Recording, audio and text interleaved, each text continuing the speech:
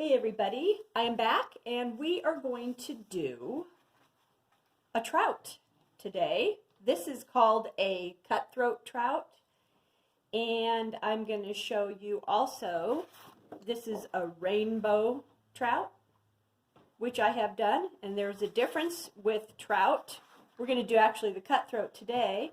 If you see their heads, the cutthroat has a longer snout and more of a hooked jaw, and the rainbow trout has a rounder face.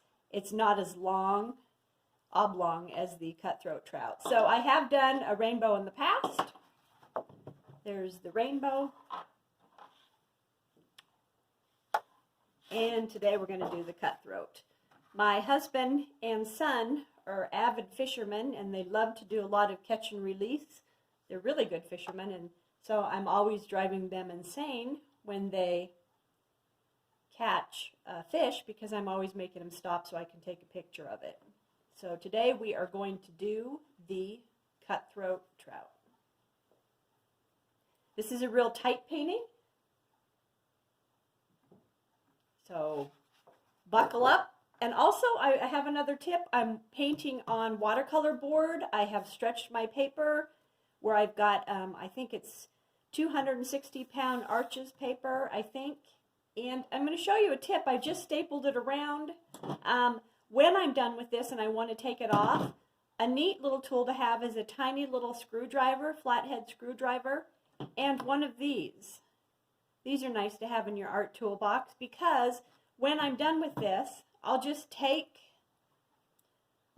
this, and I'll probably go away from the painting. It just kind of, you can wedge it underneath the staple, pop it up, and then pick it off with this. So what I'll do is I'll go all the way around, get them loosened up, and then I can pick off the staples like that. So that just kind of gives you a tip. That's kind of the tip of the day. So today we're going to use a number 10, a number 7, a number 4, 3, and a liner brush. So we're going to do 10, 7, 4, 3.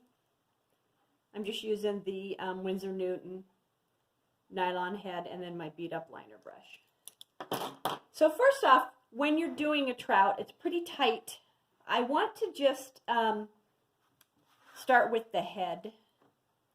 So I'm just going to start with the head, and I'm going to use the gill as a border. Remember, I'm always talking about borders. I'm not going to worry about the body or the fins or anything else. I'm just going to try to focus on the head right now. So what I'm going to do is I've mixed up I've got my number 3, and I've mixed up some yellow ochre, and I'm just going to, their eyes are never completely round. They're just, they're kind of wonky.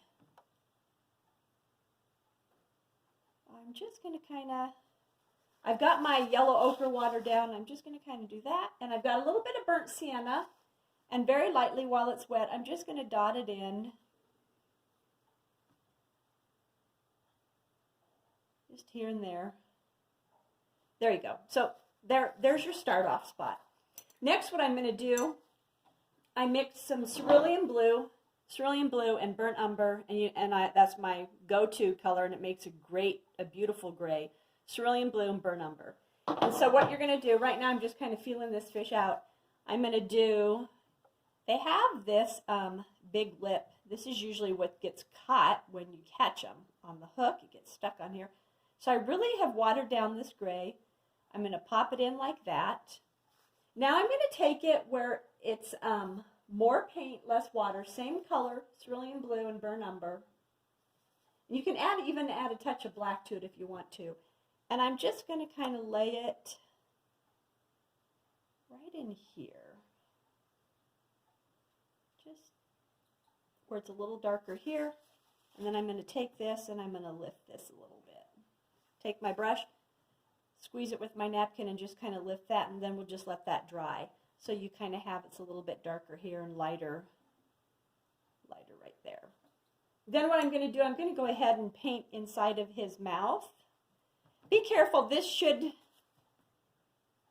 ideally be dry. So I'm just going to put a light gray wash in here.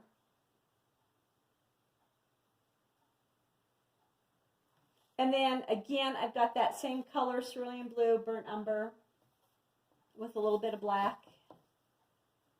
And I'm gonna actually let this dry for a moment, because if I pop it in right here, it'll run into that lip.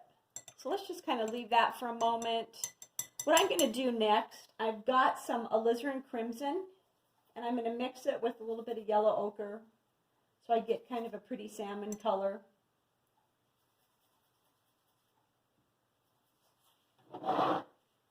Kind of like this. And this is where they get the name Cutthroat. Their throats are red.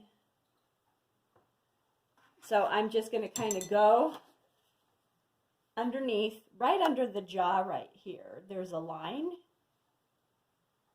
This is yellow ochre and alizarin crimson. I'm going to kind of go under here. And here I'm just going to take some straight alizarin crimson. And I'm just going to pop it, for now, right in front of this fin. I'm going to put it in.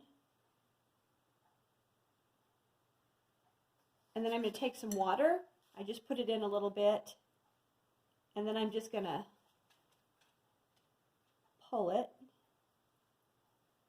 And kind of have a little bleed. We'll go on top of this later to show the little gills or the breathing things. That looks pretty good.